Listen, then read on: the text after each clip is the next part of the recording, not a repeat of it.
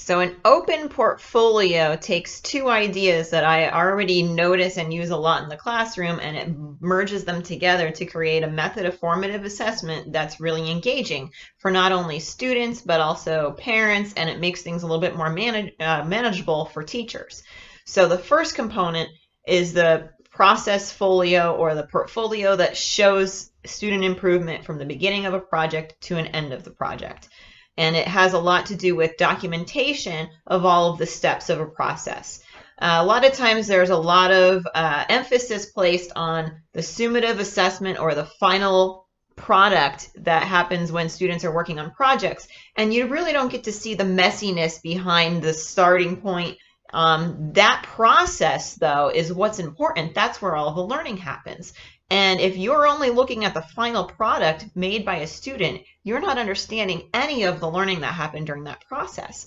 So that's why I think documenting the process behind the final project is the most important part, and a very important part of formative assessment.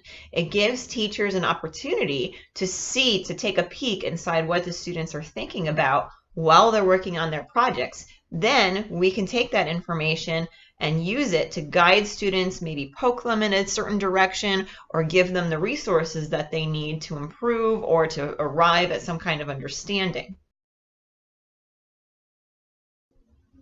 Students are already using social media every day to document their lives, whether it be taking photos or videos or posting comments about things that they're doing on a daily basis. And I think there's this component that we're not using the proper way in our classrooms. We're not taking full advantage of social media in the fact that students can comment and share and document parts of their lives like they do on social media, but in this case, we could use it for their projects. So in the idea of an open portfolio, students are using video, on-screen drawings, photos, notes, and comments to post about their projects, and they're giving everybody a bigger picture of what the process is behind those projects.